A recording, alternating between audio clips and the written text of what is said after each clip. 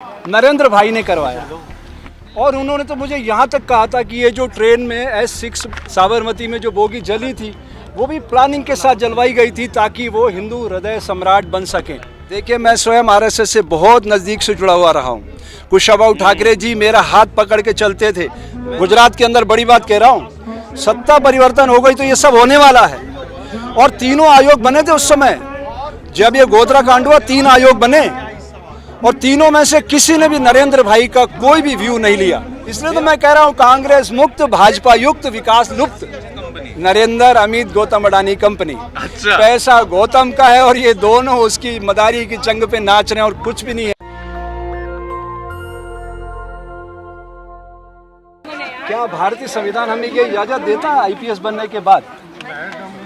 तो उन्होंने कहा था स्वामी जी मैंने ये सब कुछ नहीं किया, ये सब कुछ नरेंद्र भाई ने करवाया। और उन्होंने तो मुझे यहाँ तक कहा था कि ये जो ट्रेन में S6 साबरमती में जो बोगी जली थी वो भी प्लानिंग के साथ जलवाई गई थी ताकि वो हिंदू हृदय सम्राट बन सकें। उस ज़माने में हिंदू हृदय सम्राट हुआ करते थे प्रवीण तोगड़िया, और वो उसको कमज़ोर करके बड़े होना चाहते थे क्योंकि IB का रिपोर्ट कार्ड आ रहा था। केशुभाई पटेल भुज में जो वो हुआ था, चक्रवात आया था, उसके बाद फेल्यूर हो गए थे, तो संगठन ने उनको मुख्यमंत्री बना के भेजा था।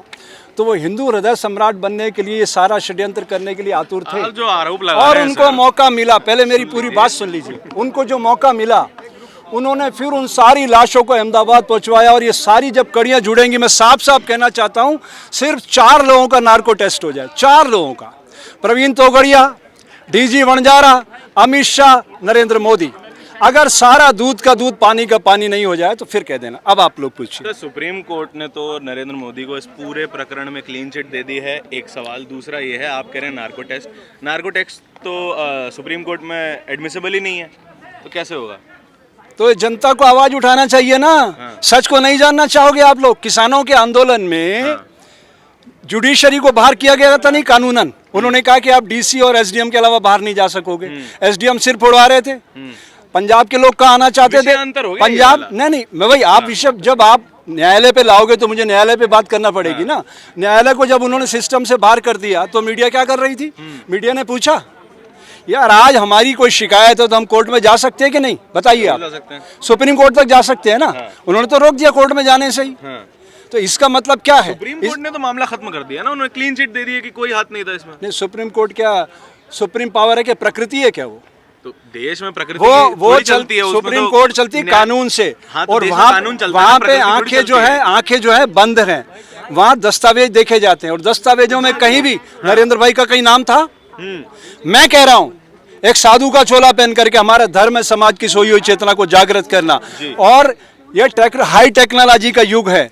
अगर DG वणजारा और मेरी बातें नहीं हुई हो तो मैं गुनाहगार हूँ, मेरे को चाहे जो सजा दे दो आप।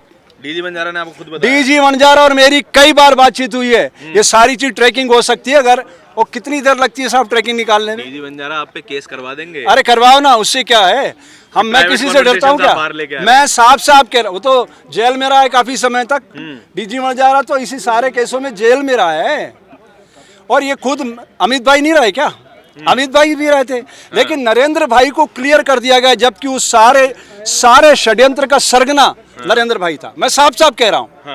और उसके बाद भी मैं इस प्रकृति को हाजिर नाजिर मान के कह रहा हूँ कि अगर ये शरीर नहीं रहेगा ये सारा रिकॉर्ड रहेगा।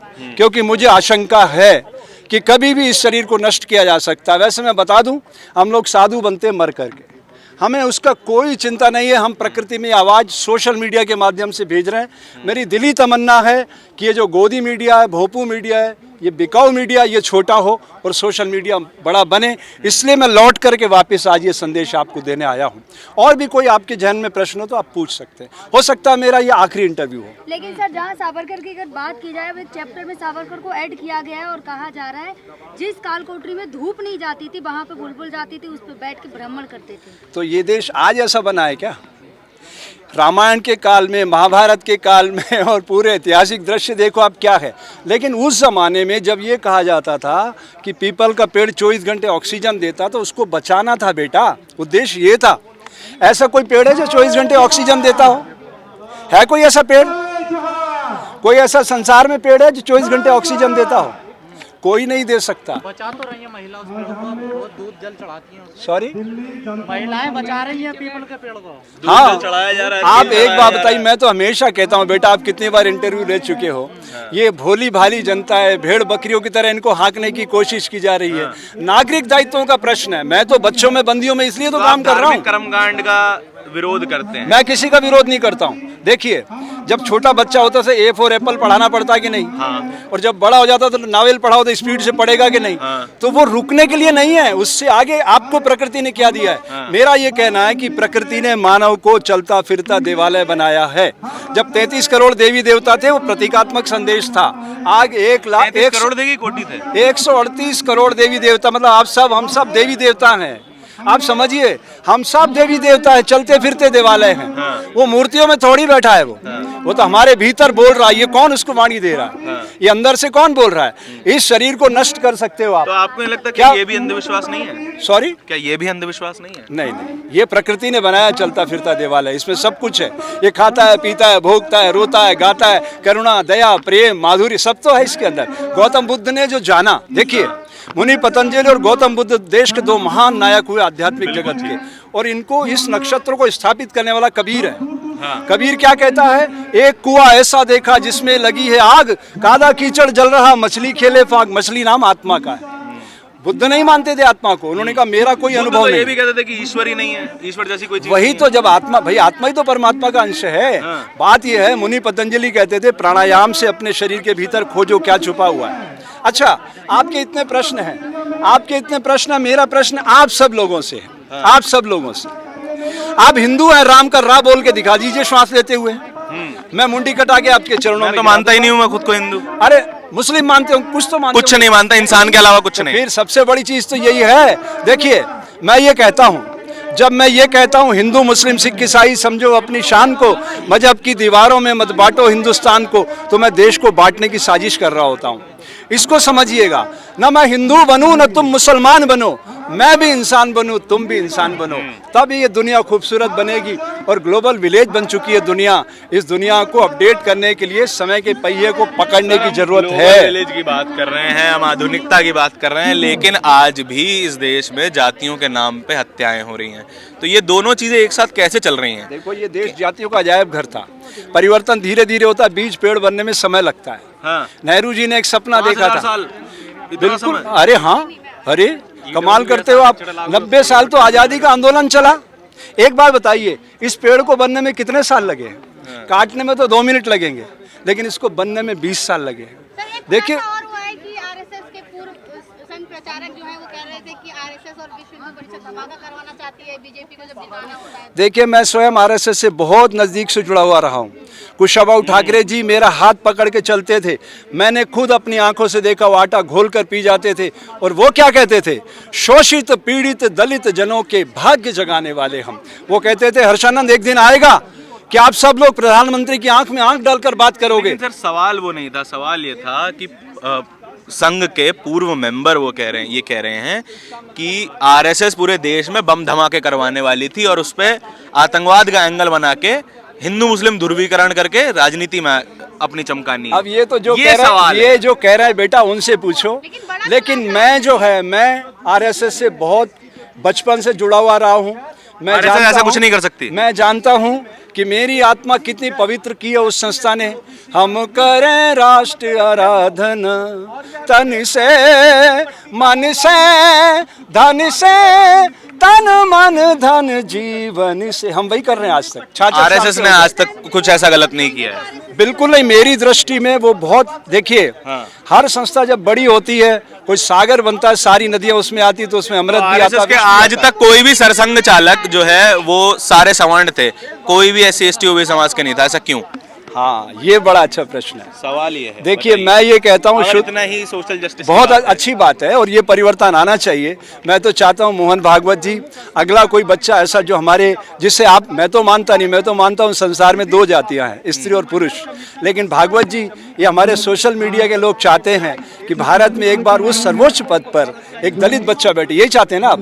तो कोई दलित बच्चा जो प्रतिभावान हो उसको मौका देना चाहिए। मैं उसके समर्थन में हूँ, मैं उसके समर्थन में हूँ, मैं उसके समर्थन में हूँ।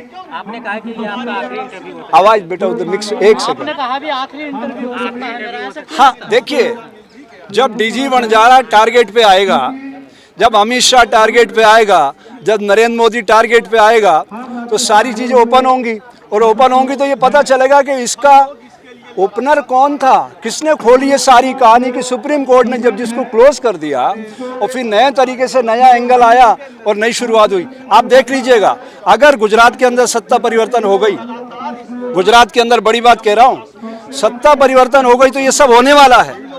और तीनों आयोग बने थे उस समय जब ये गोधरा कांड हुआ, 3 आयोग बने और तीनों में से किसी ने भी नरेंद्र भाई का कोई भी व्यू नहीं लिया। मेरा ये कहना, क्या कानून से वो बड़े हैं?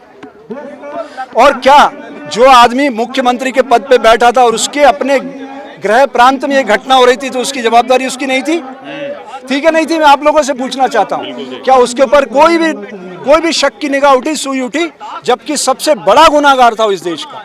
तो मेरा साफ साफ कहना है, कानून से बड़ा कोई नहीं है। हम सब संविधान के तहत जनता का, जनता से, जनता के लिए ये सब लोग चुने जाते हैं। जब इन्हें कोई एमपी नहीं चुनेगा, इनका सदन में बहुमत नहीं होगा, तो प्रधानमंत्री ये नहीं रहेंगे, दूसरा व्यक्ति प्रधानमंत्री आएगा। ऐसा होता रहा है। महाराज जी, बीजेपी का और आरएसएस का एक संबंध जो है गहरा माना जाता है, और अभी वो खुलासा भी हुआ है, और आप भी प्रधानमंत्री मोदी के विरोध में ही रहते हैं। मुझे तो साफ साफ कहा उन्होंने। हमारे लोग कहते थे आप कहीं भी रहो, हमें आपकी जो विचारधारा, हमें कुछ नहीं कहना, लेकिन अगर आप अपने भीतर, इसकी विचारधारा एक नहीं है, सवाल ही नहीं उठता है। आरएसएस का व्यक्ति किसी, बिल्कुल, देखिए यही तो बीजेपी के लिए प्रचार नहीं करती है। यही तो भ्रम है। देखिए, आप एक बात समझिए, अभी सरकार में कितने लोग हैं जो कांग्रेस के लोग थे और अभी सरकार में हैं? हिसाब है आपके पास? ज्योतिरादित्य सिंधिया कहाँ था? 50% है कांग्रेस। तो फिर इसलिए तो मैं कह रहा हूँ, कांग्रेस मुक्त, भाजपा युक्त, विकास लुप्त। अरे विकास की बात करो। अब ये बीजेपी कांग्रेस की बातें करना छोड़ो।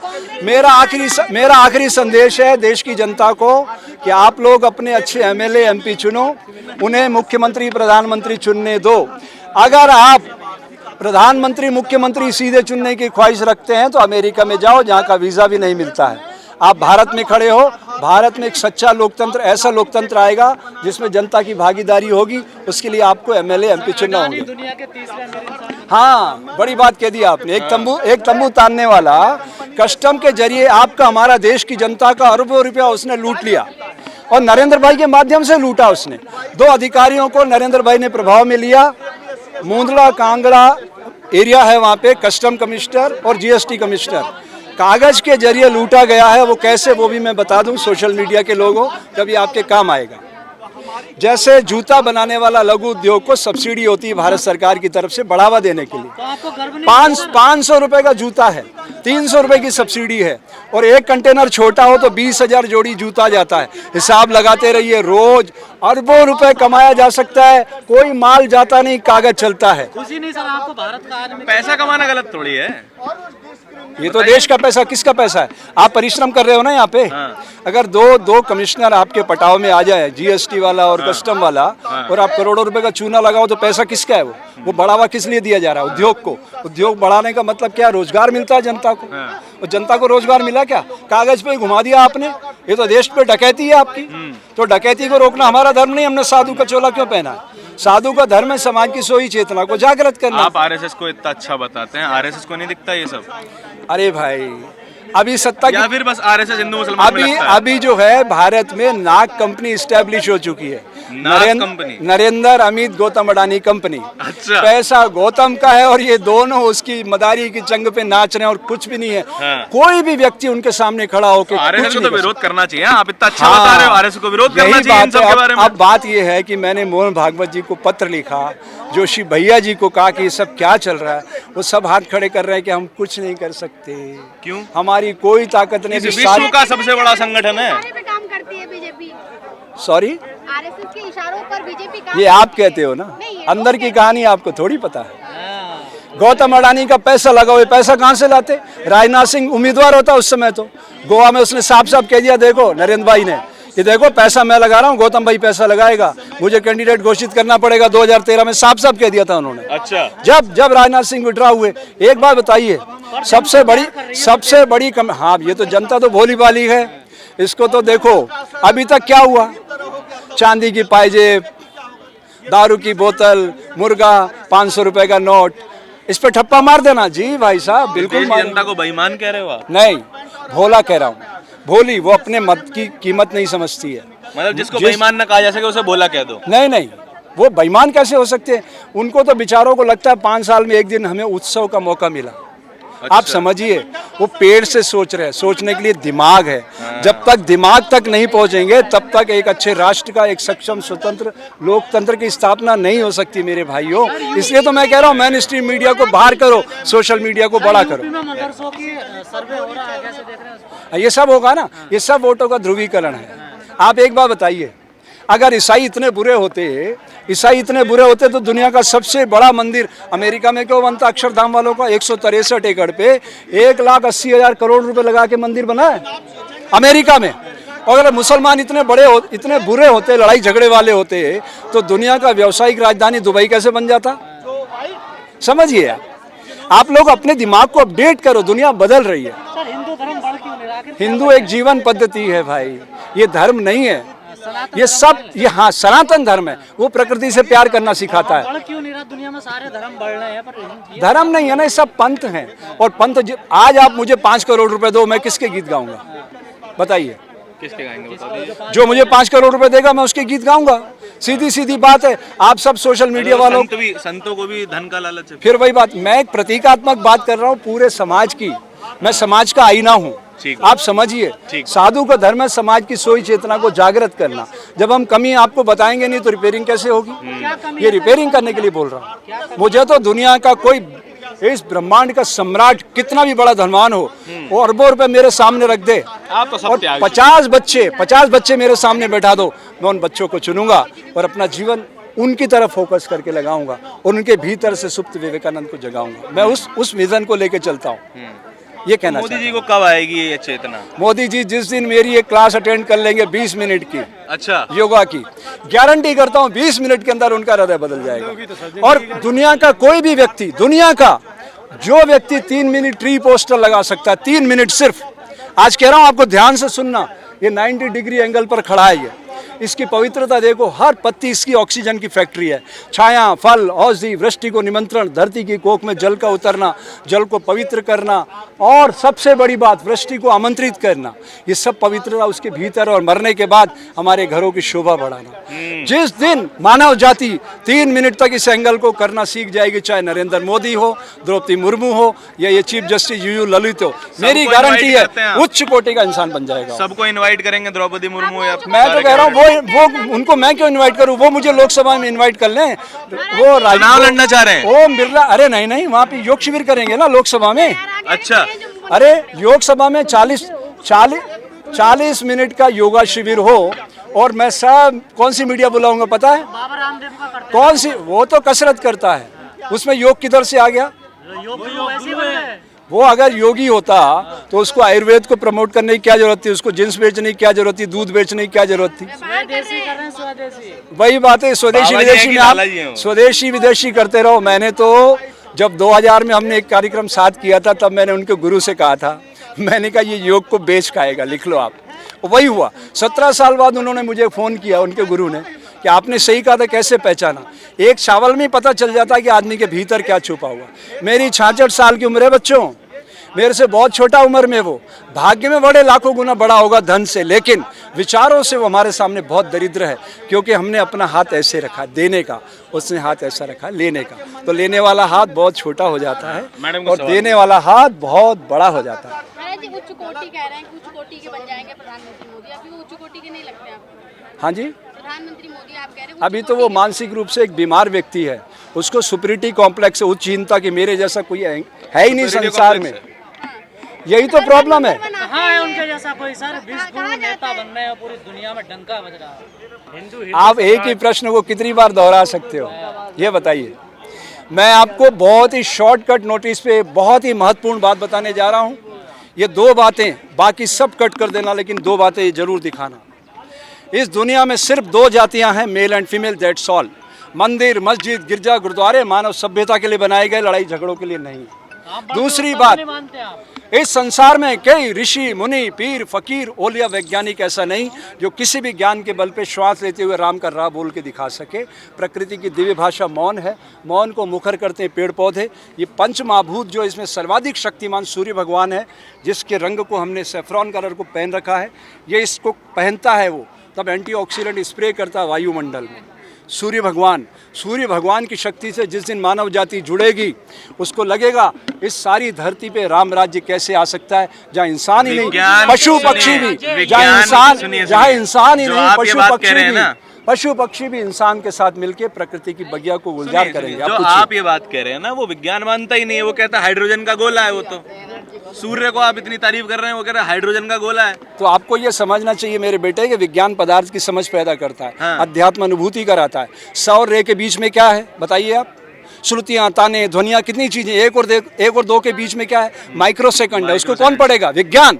हाँ। और अध्यात्म कैसे पढ़ता है? उसको ध्वनियों से, वायुमंडल से, गति से उसको पकड़ता है। तो विज्ञान से बहुत एडवांस है अध्यात्म। जिस दिन विज्ञान और अध्यात्म मिल गए, मैं गारंटी करता हूँ भारत की धरती में नहीं, दुनिया में आने वाला हर बच्चा एक विषयांतर कर लेते हैं, सुंदर पिचाई से कम नहीं होगा। एक विषयांतर कर लेते हैं कि आप वर्ण व्यवस्था को मानते हैं? बिल्कुल नहीं। ये तो मानव शरीर के भीतर की स्थिति है। मैं आपको प्रमाण देता हूँ। शूद्र मल मूत्र पसीना कब बाहर फेंकता है? आपके शरीर से बाहर फेंकता है कि नहीं? वो तब आप शूद्र बनते हैं। आप खाना खाते हैं कि नहीं बाबा के ढाबा पे? बताओ, ये बाबा का ढाबा खाते हो कि नहीं? उसका ही प्रचार कर दूं थोड़ा, यहाँ आता हूँ। अच्छा। बाबा का ढाबा पे खाना खाते हो कि नहीं? तब क्या बनते हो? वैश्य। इस शरीर को आप एनर्जी देते हो। और ये हार्ट क्षत्रिय है, बिना रुके थके काम करता है। ये भावनात्मक नहीं, आध्यात्मिक पक्ष है। नहीं, ये भावनात्मक है। सुनिए, ये वास्तविकता क्या है? वास्तविकता बताइए ना। आँख क्या कर रही है बताइए? काम क्या कर रहा है?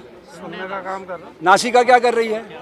दुर्गंध, गंध, सुगंध बता रही। जीवा क्या बता रही? स्वाद। वास्तविक सामाजिक अरे वास्तविकता यही समझ रहा हूं। सामाजिक वास्तविकता ये है कि हमने जो वर्ण व्यवस्था के नाम पे देश को बांट रखा है, ये दुनिया का सबसे बड़ा कलंक है। इस कलंक को मिटाने का एक ही तरीका है कि आप सोशल मीडिया को बड़ा करो, सही सूचनाओं लाओ, वोट की शक्ति को पहचानो। भारतीय संविधान किसने लिखा? ड्राफ्टिंग कमेटी के हेड कौन थे? डॉक्टर अंबेडकर साहब। उन्होंने कितनी यात्राएं सही इस भारत की धरती पर? लेकिन आज उनको तो सारी बहुत सारे लोगों ने गालियां बकते हैं। उनको सारी सुविधाएं मिल गई थी ना। उन्होंने आपके लिए, आम आदमी के लिए जंग लड़ी। समझिए आप। मैं ये कह रहा हूँ, आज उस कमजोर समाज उन्हें गालियां देते हैं। मनुस्मृति के बारे में क्या कहना? देखिए बेटा, हम मनुस्मृति से चल रहे हैं कि भारतीय संविधान से चल रहे हैं? ये देश मंदिर, मस्जिद, गिरजा, गुरुद्वारों से चल रहा है या भारतीय संविधान से चल रहा है? अध्यात्म को मानते हैं आप? संस्कृति मैं सारी संस्कृतियों के मिश्रण को खड़ा करके एक नया मॉडल लाना चाहता हूँ। मुनि पतंजलि और गौतम बुद्ध को मिला के एक नया मॉडल दुनिया में प्रस्तुत करना चाहता हूँ कि इस धरती पर एक हंसता खेलता मानव प्रकट हो। उसके लिए करना क्या होगा? शरीर को प्राण से मिलाना होगा, प्राण को विचार से मिलाना होगा। जैसे ही तीनों मिले, मानव चमत्कारिक स्वरूप में प्रकट हो जाएगा। सूर्य को भगवान कह रहे हैं और गौतम बुद्ध के ज्ञान को लाना चाहते हैं। वो तो कहते हैं भगवान जैसा कुछ होता अरे सूर्य भगवान नहीं है। एक साथ कैसे? उस भगवान को आपने, सूर्य भगवान, अरे सूर्य भगवान नहीं है। 33 करोड़ देवी देवता की हम पूजा करते हैं, पत्थरों में भगवान खोज रहे हैं, तो वो तो साक्षात प्रकाशित कर रहा है जगत को। बुद्ध की बात कैसे कर सकते? बुद्ध ने किस चीज को माना है? ये कॉन्ट्रास्ट है, आयरनी है। बुद्ध ने प्राण को माना है बेटा। प्राण को तो सभी तो प्राण किससे बनता है? ये ऑक्सीजन कौन देता है? पेड़। बुद्ध ने ये कहा है कि भगवान जैसा कुछ नहीं होता। बुद्ध ये कहते हैं भगवान जैसा कुछ नहीं। मैंने अभी आपको एक बात कही, आपने गौर नहीं किया मेरे बेटे। पत्थरों में आप भगवान ढूंढ रहे हैं, बुद्ध उसको नकारते हैं। मैंने कहा भगवान ढूंढ रहा हूँ मैं पत्थरों में? आपने कहा ना। बिल्कुल नहीं कहा। मैंने आप कहा मूर्ति पूजन के खिलाफ है, हाँ या ना? मैं न पक्ष में हूँ न खिलाफ हूँ। अगर कोई व्यक्ति मूर्ति को पूज रहा है, हाँ। तो चलते फिरते इंसान की तो पूजा करेगा ही वो। उसका वो करुणा, जो व्यक्ति मूर्ति को पूज रहा है वही व्यक्ति एक इंसान की हत्या कर रहा है। तो इसका मतलब उसके एरर है ना उसके दिमाग में। हाँ। उसको मानसिक रूप से बीमारी है, उसके इलाज की जरूरत है। तो इलाज कौन करेगा? डॉक्टर लोग। विज्ञान इलाज करेगा उसका। और जब विज्ञान इलाज कर देगा, हमारे पास आएगा अध्यात्म, हम सिखा देंगे प्रकृति से प्यार करना। आप एक ही साथ एक व्यक्ति को बुद्ध के विचार और साथ ही साथ हिंदू धर्म में भगवान को मानना कैसे सिखाएंगे, वो बताइए। बेटा यही तो सारी खूबसूरती है। वो खूबसूरती समझाइए। वो खूबसूरती मेरे गीत में समझा देता हूँ। आयरनी कैसे समझा पाएंगे? हाँ, ये आइडियली बिल्कुल साफ। आइडियली नहीं, आयरनी। अच्छा चलो ठीक है। ये सारा बेटा बस ये आखिरी चलो सुनाई देता आज मन की बात। सुना दीजिए। मन की बात मोदी मन की बात ना ना ना, वो इतना बड़ा आदमी नहीं, बार बार बीच में, मतलब अब प्रकृति से जुड़ रहा हूँ, बीच में कोई भी नहीं है। जिसको रिकॉर्ड करना करना, जिसको बंद करना कर देना, लेकिन मैं सुना देता हूँ। मैं खोज रहा हूँ तुम कहाँ हो प्यारे, तुम पलक झुका कर देखो प्यारे, मैं तो हूँ भीतर सदा तुम्हारे। एक पल भी दूर नहीं होता है। सूरज की किरणों से फैला मेरे तन का उजियारा, धरती के आंचल में लिपटी बूंद बूंद जल की धारा। ऐसा हो रहा है कि नहीं हो रहा है? गगन रूप धर वायु से मैं अपना साज बजाता हूँ। 1:30 बज रही है इस समय, वायुमंडल में वृंदावन सारंग राग है, उसी पे बात पूरी कर देता हूँ। हे मात बजा निज शुचि वीणा, वह ज्योति जगा मेरे उर में, जिससे सेवक बनकर तेरा निर्भय विचरूं भूमंडल में, कर दूर अज्ञान अंधेरे को नवज्योति जगा दूं, जन जन में है मात प्रदान करो शक्ति। माँ, माँ का है भारत की भूमि का, जिससे अविराम बढ़ूं पथ में। समझ गया? अस्तो माँ सद्गमया तमसो माँ ज्योतिर्गमया, मृत्युर्मा अमृतम गया। जय हिंद, जय भारत। नेशनल दस्तक की आपसे गुजारिश है कि अगर इसको बचाना चाहते हैं तो नेशनल दस्तक को सब्सक्राइब करने के लिए रेड कलर के सब्सक्राइब बटन को दबाएं, फिर बेल आइकन की घंटी दबाएं। नेशनल दस्तक को बचाने के लिए बहुत जरूरी है कि हर खबर को शेयर करें, लाइक करें, कमेंट जरूर करें।